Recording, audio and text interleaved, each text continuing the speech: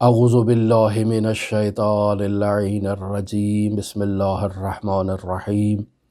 الحمد للہ رب العالمین الصلاة والسلام علی اشرف الانبیاء والمرسلین وعلی آلہ الطیبین الطاہرین المعصومین الذین اذہب اللہ عنہم الرجس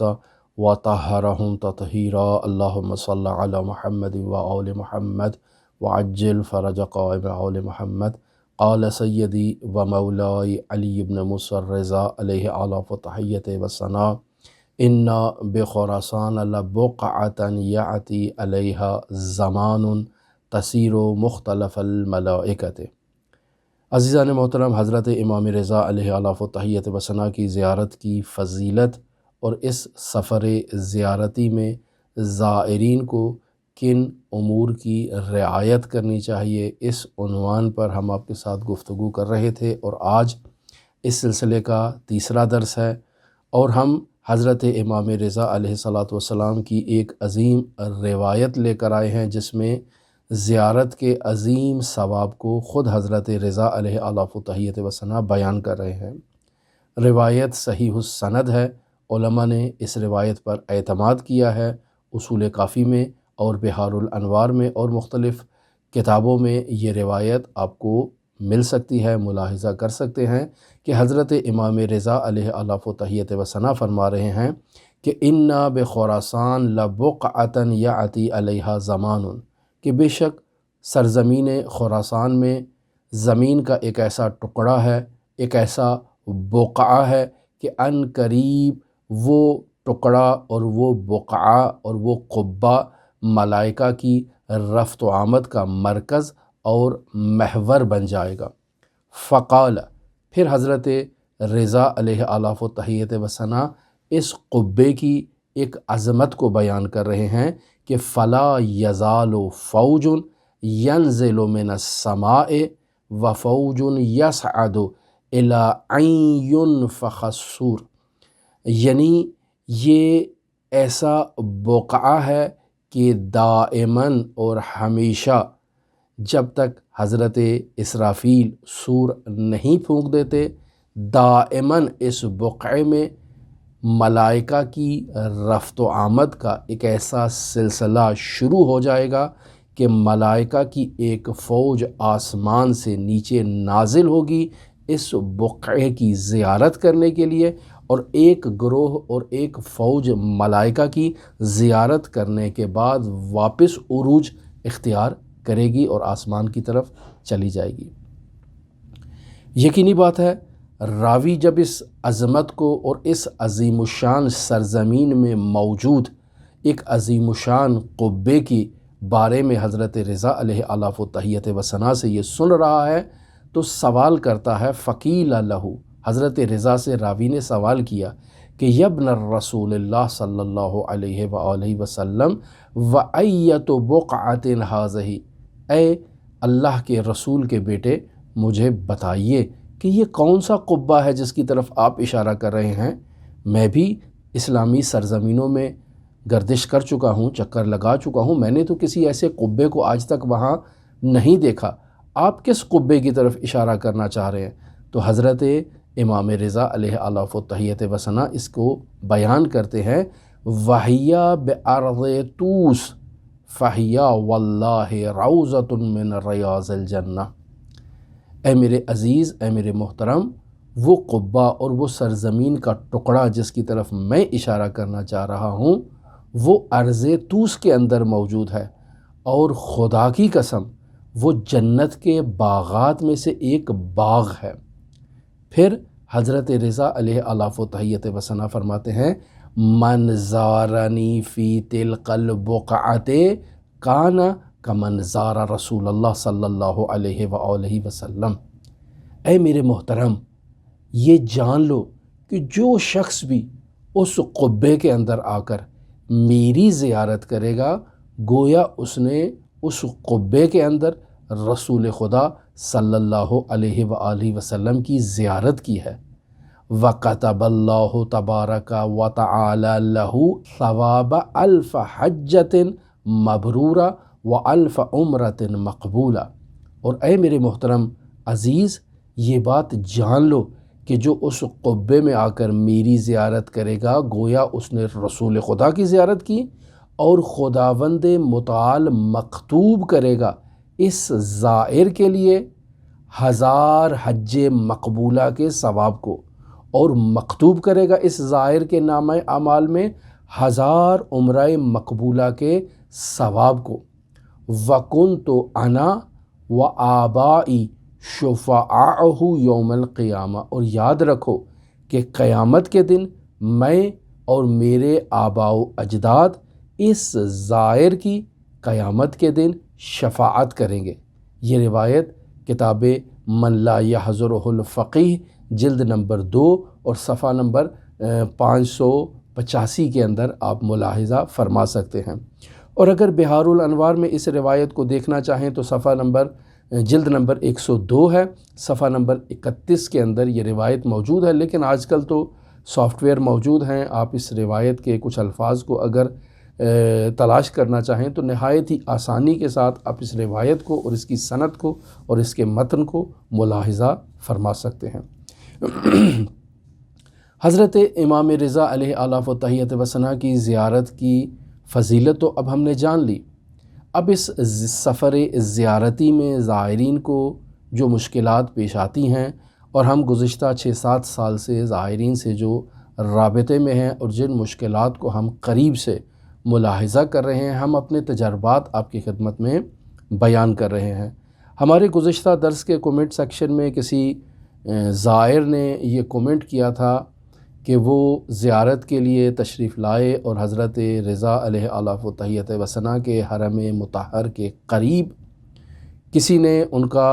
شولڈر بیگ چھین لیا۔ کو موٹر سائیکل سوار آئے اور ان سے شولڈر بیگ چھین کے لے گئے۔ ظاہراً اس میں ان کی دستاویزات، مدارک اور کاغذات موجود تھے، اور وہ یہ کہنا چاہ رہے تھے کہ صرف رات کو زائرین کے ساتھ مشکل پیش نہیں آ سکتی، جو ہم نے اپنی گزشتہ گفتگو میں بیان کیا کہ سنسان علاقوں سے عبور نہ کریں، سنسان گلیوں سے نہ جائیں۔ وہاں کچھ لوگ ممکن ہے پہلے سے دھاک لگا کر بیٹھے ہوں اور زائرین کو لوٹنے کے لیے ایک انتظام کر کے بیٹھے ہوں، لہٰذا احتیاطی تدابیر یہی ہے کہ ایسے راستے سے سفر کیا جائے یا حرم کی طرف جایا جائے کہ جہاں ازدحام موجود ہے، جہاں لوگوں کی رفت و آمد موجود ہے، جہاں امکان کم پایا جاتا ہو۔ تو اس محترم نے کہا تھا کہ نہیں، صرف رات ہی نہیں اور سنسان علاقے ہی نہیں، اجتماع میں بھی ایسا ہو سکتا ہے۔ تو عزیزان، ہم نے اس کی نفی نہیں کی تھی، اور ہم نے اپنی گزشتہ گفتگو میں یہ مطلب بیان کیا تھا کہ زائرین محترم اپنا پاسپورٹ، اپنا ویزا، اپنے قیمتی دستاویزات، اپنی کرنسی اور اس قسم کی جو قیمتی چیزیں ہوتی ہیں جیسے جیولری ہے، اسے قطعی طور پر وہ اپنے شولڈر بیگ میں ڈال کے حرم مطہر کی طرف نہ جائیں۔ یہ نہایت ہی خطرناک ہے، کوئی بھی موٹر سائیکل سوار پیچھے سے آ سکتا ہے اور آپ کا شولڈر بیگ چھین سکتا ہے۔ لہٰذا یہ صرف رات کے ساتھ نہیں ہے، دن کو بھی ہے، اور خصوصاً موبائل کے زائرین محترم سڑک پر جاتے وقت موبائل سے جب گفتگو کر رہے ہوتے ہیں تو نہایت ہی احتیاط کی ضرورت ہے۔ کسی وقت بھی کوئی شخص آ کر آپ سے آپ کا موبائل چھین سکتا ہے، اور یہ نہایت ہی افسوس کی بات ہے کہ گزشتہ دنوں سے، یعنی گزشتہ چند سالوں سے ایران کے اندر جو ہے وہ چوری اور ڈکیتی اور اس طرح کی راہزنی کے واقعات میں شدت کے ساتھ اضافہ ہوا ہے، اور پولیس یا جو انتظامی ادارے ہیں وہ اس سلسلے میں اپنا کردار ادا نہیں کر رہے جو انہیں ادا کرنا چاہیے۔ اور ہمارے زائرین جو پاکستان سے تشریف لاتے ہیں یا ہندوستان سے تشریف لاتے ہیں یا دوسرے ممالک سے جہاں سے وہ تشریف لاتے ہیں، تو ان کے ذہنوں میں ایران کا ایک تصور بہت ہی مختلف ہوتا ہے۔ وہ سمجھتے ہیں کہ ہم ایک ایسی سرزمین میں جا رہے ہیں کہ جس میں صرف ملائکہ زندگی کرتے ہیں، جس میں صرف پاکیزہ افراد زندگی کرتے ہیں، لہٰذا وہ نہایت ہی سادہ لوحی کا مظاہرہ کرتے ہیں، جبکہ ایسا نہیں ہے۔ وہ افراد جو ایران میں سفر زیارتی پہ آ چکے ہیں یا ایرانی ماحول سے آشنائی رکھتے ہیں، ان کو ان چیزوں کا کافی حد تک اب اندازہ ہو چکا ہوگا کہ وہ باتیں کہ جو ہمارے ذہنوں میں انقلاب اسلامی سے متعلق بیان کی جاتی ہیں یا جو علماء نے آج تک بیان کی ہیں، حقائق اس سے کافی حد تک مختلف ہیں۔ یہاں پر زائرین کو احتیاط کرنے کی ضرورت ہے۔ چوری کے واقعات بہت زیادہ ہو چکے ہیں، راہزنی کے واقعات بہت زیادہ ہو چکے ہیں، حتیٰ کہ مسلحانہ چوری یعنی اسلحے کے زور پر آپ سے موبائل چھین لے جانا، آپ سے ڈکیتی کر لینا، یہ واقعات بھی بہت زیادہ پیش آ رہے ہیں۔ یا یہ جو پولیس کے یونیفارم میں ملبوس افراد بسا اوقات آ کر راہزنی کرتے ہیں، ایسے واقعات بھی ہم نے مشاہدہ کیے ہیں۔ تو ہم انہی احتیاطی تدابیر کو آپ کی خدمت میں بیان کر رہے ہیں کہ زائر اگر کسی مشکل میں مبتلا ہو جائے تو اس مشکل سے پہلے اسے احتیاطی تدابیر کو اپنانا چاہیے تاکہ اس کو مشکل پیش نہ آئے۔ اور ایسا بھی ہے کہ زائر کو کسی قسم کی مشکل پیش نہ آئے، لہٰذا احتیاط شرط عقل ہے کہ ایک زائر کو احتیاطی تدابیر کی رعایت کرنی چاہیے۔ اور وہ جو ایک طرز تفکر ہمارے ذہنوں میں بن چکا ہے کہ ہم نے اگر ایران کی سرحد کراس کر لی تو آگے صرف ہمیں معصوم افراد ملیں گے، پاکیزہ افراد ملیں گے، اللہ والے بندے ملیں گے، نیک اور پاکیزہ لوگ ہوں گے، ایسا تصور اپنے ذہنوں سے صاف کر لیں، ایسی بات نہیں ہے۔ ایران بھی پاکستان کی طرح، ایرانی باشندے بھی ایک اسی طرح سے جیسے ہمارے وطن عزیز میں لوگ زندگی بسر کرتے ہیں، اچھے لوگ بھی ہیں، برے لوگ بھی ہیں۔ تو ہمیں ایک جو عادی تصور ہے اس سے بڑھ کر نہیں ذہن میں تصورات لانے چاہیے۔ ہم اپنے موضوع کی طرف آتے ہیں کہ زائرین کو سفر زیارتی کے دوران کن مسائل کا خیال رکھنا چاہیے۔ آج کا جو ہمارا موضوع ہے وہ ایمرجنسی سے متعلق ہے، یعنی زائر جو ایران میں سفر کے لیے داخل ہوتے ہیں، اور ہم نے یہ گزشتہ گفتگو میں بھی بیان کیا کہ کسی قسم کا بھی حادثہ آپ کے ساتھ پیش آتا ہے، کسی قسم کی بھی کوئی ایمرجنسی آپ کے ساتھ پیش آتی ہے، کوئی آپ کو دھمکی دیتا ہے یا آپ کے کاغذات گم ہو جاتے ہیں، تو یہاں آپ کی کیا ذمہ داری ہے؟ تو ہم نے گزشتہ گفتگو میں بیان کیا کہ فوری طور پر آپ 110 نمبر نوٹ کر لیں، اور یہ پولیس کا نمبر ہے، آپ فوراً پولیس کو اطلاع دیں تاکہ پولیس آئے اور آپ کی رپورٹ کو درج کرے۔ یہ پہلا مورد ہم نے بیان کیا، اور دوسرا مورد ہم نے بیان کیا تھا کہ ایسے مواقع میں آپ قائد ملت جعفریہ حضرت آیت اللہ سید ساجد علی نقوی کے دفاتر سے بھی رابطہ قائم کر سکتے ہیں، اور یہ حقاً و انصافاً یہ دفاتر زائرین کی خدمت میں اپنا بھرپور کردار ادا کر رہے ہیں، چاہے ایران میں ہوں، چاہے عراق میں ہوں، چاہے شام میں ہوں، اور ان کا ایک نمایاں کردار ہے اور ایک بہت طویل تاریخ ہے زائرین کی خدمت کے حوالے سے، جو کسی سے ڈھکی چھپی نہیں ہے۔ میرا موضوع اموات سے متعلق ہے۔ بس اوقات ہم نے یہ چیز دیکھی ہے زائرین کی اموات سے متعلق۔ گزشتہ 6 سالوں میں میں نے کم از کم ایسے متعدد کاروان دیکھے ہیں کہ جن میں زائرین کی جو انتقال ہے وہ بس کے اندر ہو جاتا ہے کاروانوں میں۔ البتہ روڈ ایکسیڈنٹ کے بھی واقعات ہم نے ڈیل کیے ہیں اور دیکھے ہیں، اور اس کے علاوہ جو شہروں کے اندر ہوٹلز کے اندر اموات ہو جاتی ہیں وہ بھی ہم نے دیکھے ہیں۔ لیکن ابھی جو موضوع گفتگو ہے وہ راستے میں سفر کے دوران زائر کا انتقال ہو جانا، بس کے اندر زائر کا انتقال ہو جانا۔ آپ کو معلوم ہے کہ ہمارے زائرین جو بائی روڈ سفر کرتے ہیں، بسوں کے ذریعے سے آتے ہیں، اور پاکستان سے ہی انہوں نے ایک ایسی بس لے لی ہوتی ہے کہ جس کی حالت ناگفتہ بے ہوتی ہے، اور وہ ایران کا سفر کر رہی ہوتی ہے، اور یہ ایک نہایت مشکل مرحلہ ہے کہ ایک ایسی بس پاکستان سے ہائر کر لی جاتی ہے کہ جس کی فنی طور پر اس کے جو فٹنس ہے معلوم نہیں، اس کو کیسے سرٹیفکیٹ جاری کر دیا جاتا ہے، لیکن وہ ایران میں آتی ہے، اور خود بس کو بھی مشکلات ہوتی ہیں، ماحولیاتی آلودگی کا بھی باعث بنتی ہے، اور زائرین بھی نہایت اس میں مشکلات میں مبتلا ہوتے ہیں، پیٹرول کے مسائل ان کے لیے پیش آتے ہیں، پھر ایسی ہی بسوں میں بس اوقات زائرین کا انتقال ہو جاتا ہے۔ تو ایسے میں احتیاطی تدبیر یہی ہے کہ وہ قافلہ سالار جو زائرین کو لے کر آ رہے ہیں وہ اپنے زائرین کی ایک جو میڈیکل فٹنس ہے اس کے بارے میں وہ متوجہ رہیں، ان کو معلوم ہونا چاہیے کہ ان کے قافلے کے اندر موجود کون سا زائر کس مرض میں مبتلا ہے، اور اسے کون سی میڈیسن کی ضرورت ہے، اور احتیاطی تدابیر اس کے ساتھ کیسی اپنانی چاہیے، یہ اس قافلے سالار کو بھی معلوم ہونا چاہیے۔ اور ایسے سالار حضرات کو یہ متوجہ رہنا چاہیے کہ اگر کسی ایسے مریض کو وہ اپنے ساتھ سفر پر لے کر آ رہے ہیں تو اس کے درجہ اول کے رشتہ دار کو حتماً ساتھ لے کر آئیں، یعنی اس کا کوئی بیٹا ہو، اگر خاتون ہے تو اس کا شوہر ہونا چاہیے، اس کا بیٹا ہونا چاہیے۔ یہ جو درجہ اول کے رشتہ دار ہیں ان کا ہونا نہایت ضروری ہے، چونکہ خدائے نخواستہ اگر ایران میں کسی قسم کی ان کو مشکل پیش آ جائے، پہلے نمبر کا جو رشتہ دار ہوتا ہے اس کا بنیادی کردار ہوتا ہے آگے کے معاملات میں، وگرنہ مشکلات کا ان کو سامنا کرنا پڑ سکتا ہے۔ تو ہم نے 5-6 موارد سے زائد ایسے ڈیل کیے ہیں کہ جس میں زائر کا انتقال بس کے اندر ہو جاتا ہے۔ مثلا زائر جو تہران سے یا قم سے مشہد کی طرف آ رہا ہے تو مشہد پہنچنے سے پہلے ہی نیشاپور میں یا نیشاپور سے پہلے سبزوار میں زائر کا بس کے اندر انتقال ہو جاتا ہے۔ تو یہاں تو پہلی بات جس کی طرف توجہ کرنی چاہیے، ممکن ہے اس زائر کو ہارٹ اٹیک ہوا ہو، ابھی اس کا انتقال نہ ہوا ہو، تو یہاں فوری طور پر قافلہ سالار کو چاہیے کہ وہ رابطہ کرے ہیلتھ لائن میں، فوری طور پر امداد کی طرف رجوع کرے، فوریت ہائی پزشکی جسے فارسی میں کہا جاتا ہے، ان کی طرف رجوع کرے اور ان کے نمبر کو ڈائل کرے جو 115 نمبر ہے۔ آپ اس 115 نمبر پر کال کریں اور ان کو بلائیں تاکہ وہ آئیں اور آ کر آپ کی ہیلپ کریں، ممکن ہے وہ اس زائر کو نجات دلا سکے۔ لیکن معمولاً دیکھنے میں ایسے آتا ہے کہ وہ افراد جو قافلہ سالار ہوتے ہیں یا ان کو فارسی زبان نہیں آتی ہے یا وہ خوف میں مبتلا ہو جاتے ہیں، رابطہ نہیں کرتے ہیں، اور ایسے میں ہی اس زائر کا بس کے اندر ہی انتقال ہو جاتا ہے، اور پھر یہ نہ پولیس کو اطلاع دیتے ہیں نہ کسی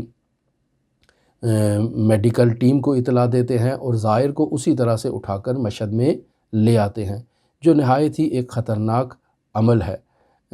ہم یہ اس بات کو جانتے ہیں کہ واقعاً ایران میں قانونی اعتبار سے پیچیدگیاں اور مسائل موجود ہیں، لیکن اس کا ہرگز یہ مطلب نہیں ہے کہ ہم احتیاطی تدابیر سے غفلت کریں۔ تو پہلے تو میں عرض کر چکا کہ قائد ملت جعفریہ کے دفاتر بہترین خدمت انجام دینے کے مراکز ہیں۔ محترم جناب ناصر عباس انقلابی صاحب کو ہم گزشتہ 25 سالوں سے زائد عرصے سے ہم ان کو دیکھ رہے ہیں کہ وہ زائرین کی بے لوث خدمت کرتے ہیں اور ان کو گائیڈ فراہم کرتے ہیں، رہنمائی فراہم کرتے ہیں۔ لہٰذا ایسے میں انقلابی صاحب سے رابطہ کیا جائے، وہ آپ کو بہترین رہنمائی کر سکتے ہیں کہ آپ نے کیا کرنا ہے، چونکہ اگر انسان زندہ ہے تو فوری طور پر جو ہے وہ میڈیکل ٹیم کو اطلاع دینی چاہیے، 115 نمبر پر کال کرنی چاہیے تاکہ وہ آئیں اور آ کر اسے جو ابتدائی طبی ضروریات ہیں اور سہولیات ہیں وہ اسے فراہم کریں۔ ممکن ہے اس زائر کی نجات کا سامان فراہم ہو سکے، لیکن اگر آپ غفلت کریں گے تو ممکن ہے اس کی موت واقع ہو جائے بس کے اندر ہی، اور ایسے ہوا بھی ہے، اور موت واقع ہو جاتی ہے تو پھر یہ بن جاتا ہے پولیس کیس۔ جب آپ مشہد میں تشریف لاتے ہیں تو زائر کے انتقال کو 4 یا 5 گھنٹے ہو چکے ہوتے ہیں۔ ظاہری بات ہے آپ زائر کا انتقال سبزوار میں ہوا ہے، آپ اسے مشہد لے آئے ہیں تو یہ پولیس کیس بن جاتا ہے۔ فوری طور پر جب آپ مشہد پہنچیں گے تو 110 نمبر جو پولیس ہے اس سے آپ کو رابطہ کرنا ہے، وہ آئے گی، محل وقوع کا جائزہ لے گی، بس کا جائزہ لے گی، تمام اندر کے مسافرین کا جائزہ لے گی، تصاویر کھینچے گی اور اپنی ایک رپورٹ بنا کر قاضی کو مطلع کریں گے کہ کیا صورتحال ہے۔ یہاں پر بھی احتیاطی تدابیر میں آپ کی خدمت میں بیان کر دیتا ہوں کہ ہمارے معاشرے کے اندر جو ہے وہ چیزیں دیکھنے میں آتی ہیں کہ اکثر لوگوں نے گلوں میں تعویذ پہنے ہوتے ہیں، خواتین نے رومال، مفلر، دوپٹے وغیرہ اس قسم کی چیزیں آویزان کی ہوتی ہیں گلے میں، تو یہ ایرانی ثقافت میں ایسے یہ چیزیں گلے کے اندر آویزان نہیں ہوتی ہیں۔ لہٰذا فوری طور پر وہ جو میڈیکل ٹیم آئے گی یا پولیس کی جو ٹیم آئے گی وہ ان چیزوں کا جب جائزہ لے گی تو مشکوک ہو جاتے ہیں وہ کہ گلے کے اندر ایک دھاگا باندھا ہوا ہے یا گلے کے اندر ایک رومال باندھا ہوا ہے یا کوئی ایسی چیز باندھی ہوئی ہے، تو ایک شک و شبہ پیدا ہوتا ہے کہ خدائے نخواستہ اس کا کسی نے جو ہے وہ اس کے ساتھ کوئی زیادتی نہ کی ہو یا اس کا کوئی گلا نہ دبایا ہو۔ لہٰذا ایک پولیس کا کام شک کی طرف جانا ہے۔ لہٰذا اگر کاروان کے اندر اس بلڈ ریلیشن کا پہلے نمبر کا جو رشتہ دار ہے وہ اگر موجود نہیں ہوگا تو ان کو مشکلات کا سامنا کرنا پڑ سکتا ہے۔ لہٰذا وہ اپنی رپورٹ بنا کر قاضی کو دیں گے، اگر انہیں شک ہوگا تو یقینی بات ہے تفتیش کے لیے تھوڑا مراحل لمبے ہو جائیں گے، اور اگر رشتہ دار کوئی ایسا درجہ اول کا موجود ہے جو اس بات کی گواہی دے گا کہ اس کو مشکل تھی، کوئی اس کی میڈیکل رپورٹ وغیرہ حتماً ساتھ ہونی چاہیے، وہ مشاہدہ کرنے کے بعد ڈاکٹر جو ہے وہ تشخیص دے گا کہ اس کا انتقال اس بیماری کی وجہ سے ہوا ہے، لیکن پھر بھی اسے پوسٹ مارٹم کے لیے جو ہے وہ لے جانا پڑے گا اور وہاں اس کا پوسٹ مارٹم ہوگا۔ تو یہ ایک مشکلات ہیں جو زائرین کو پیش آتی ہیں، جن کی طرف توجہ کرنا ضروری ہے۔ لہٰذا کہیں بھی کسی بھی زائر کو اگر مشکل پیش آ رہی ہے اور اس میں سانس ابھی باقی ہیں تو آپ کوشش کریں کہ فوراً جو ہے نا وہ آپ اطلاع دیں 115 نمبر پر، تاکہ وہ آئیں اور آ کر اسے سہولیات فراہم کریں اور اسے طبی امداد فراہم کریں۔ لیکن اگر اس کا انتقال ہو چکا ہے اور آپ کے کاروان میں کوئی ایسا شخص نہیں ہے کہ جو آپ کو جسے فارسی آتی ہو، جو آپ کی رہنمائی کر سکے، تو ایسے میں انقلابی صاحب سے رابطہ کیا جائے۔ ان کا نمبر یقیناً آپ کے پاس ہوگا، یا پاکستان سے چلنے سے پہلے قافلے سالاروں کو چاہیے کہ وہ انقلابی صاحب کا نمبر لے کر چلیں اور ان سے ایسے مراحل میں رابطہ کیا جائے۔ وہ آپ کو گائیڈ فراہم کریں گے کہ آپ کو اب کیا کرنا چاہیے۔ لہٰذا زائرین کو چاہیے کہ ان مشکلات پر متوجہ ہوں، اور حقیقت میں ایک دفعہ پھر عرض کرتا چلوں کہ قائد ملت جعفریہ حضرت آیت اللہ علامہ سید ساجد علی نقوی نے ایران میں دفاتر دائر کیے ہیں۔ ایران میں مشہد کے اندر دفتر ہے، قوم کے اندر دفتر ہے، اصفہان میں ان کی ٹیم موجود ہے جو زائرین کے ساتھ تعاون کرتی ہے۔ ایران کے علاوہ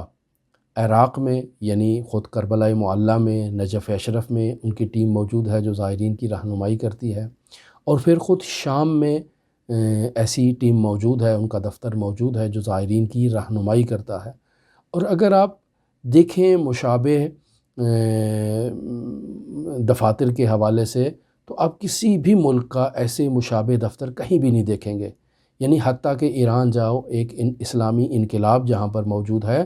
اگر ایرانی زائرین کو عراق کے اندر کوئی مشکل پیش آئے تو وہاں ایرانی قیادت کا کوئی ایسا دفتر موجود نہیں ہے کہ جو زائرین کو ایسے مسائل میں ان کی جو ہے وہ ہیلپ کر سکے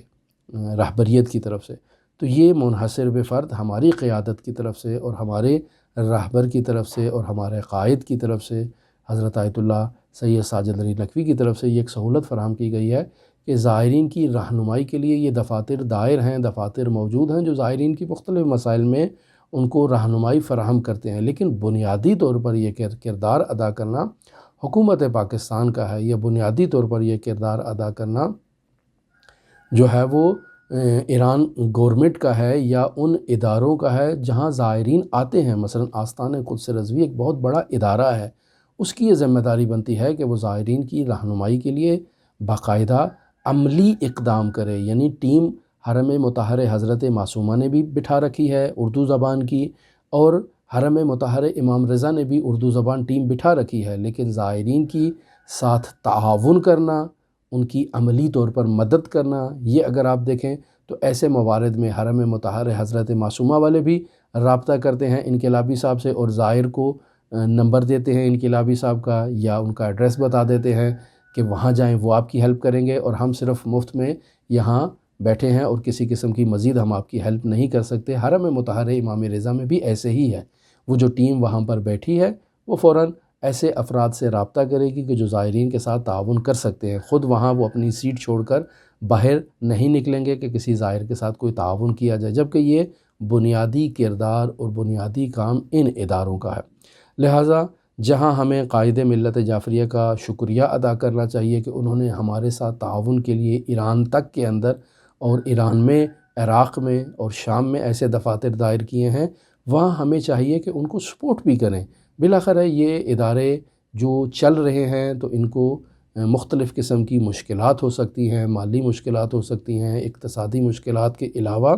انہیں اور بہت اعتبار سے سپورٹ کی ضرورت ہوتی ہے۔ وہ افراد جو حکومتی مشینری میں ہیں وہ وہاں اپنا کردار ادا کر سکتے ہیں، لیکن ہم دیکھتے ہیں کہ ایسے تعاون ان اداروں کے ساتھ نہیں ہوتے ہیں۔ زائر کی جو بنیادی مشکل ہے، اگر آپ اس بنیادی مشکل کے حل کے لیے اگر آستانِ قدس رضوی جو امام رضا کا ادارہ ہے وہاں رابطہ کریں تو وہ تعاون نہیں کرتے۔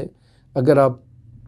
اس کے لیے حکومتی اداروں میں یعنی ایران گورنمنٹ کے اداروں سے رابطہ کریں تو وہ تعاون نہیں کرتے، اور اگر آپ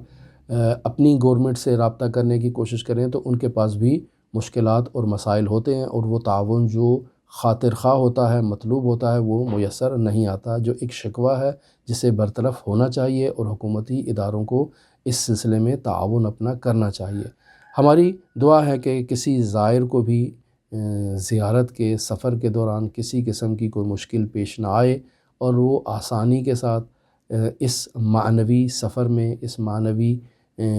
زیارت کے جو معنوی آثار ہیں اس کو حاصل کر کے وہ دوبارہ اپنے وطن میں سلامتی کے ساتھ، خیر و عافیت کے ساتھ واپس لوٹے، اور اپنے عزیز و اقارب کی آغوش میں واپس چلا جائے۔ میں ایک دفعہ پھر حضرت علی بن موسیٰ الرضا علیہ آلاف و تحیت و ثنا کی زیارت کے لیے جتنے افراد بھی متمنی ہیں ان کے لیے دعا گو ہوں، نائب و زیارہ بھی ہوں۔ آج جمعرات ہے، اور آپ تمام مومنین جو ہمارے آج کے درس کو سنیں گے، آپ کی تمام کی طرف سے میں حضرت رضا علیہ الصلاۃ والسلام کی حضور آپ کی زیارت نیابتی انجام دوں گا، اور آپ تمام کے لیے دعا گو بھی ہیں۔ اللہم صلی علی محمد و آل محمد وعجل فرج قائم آل محمد۔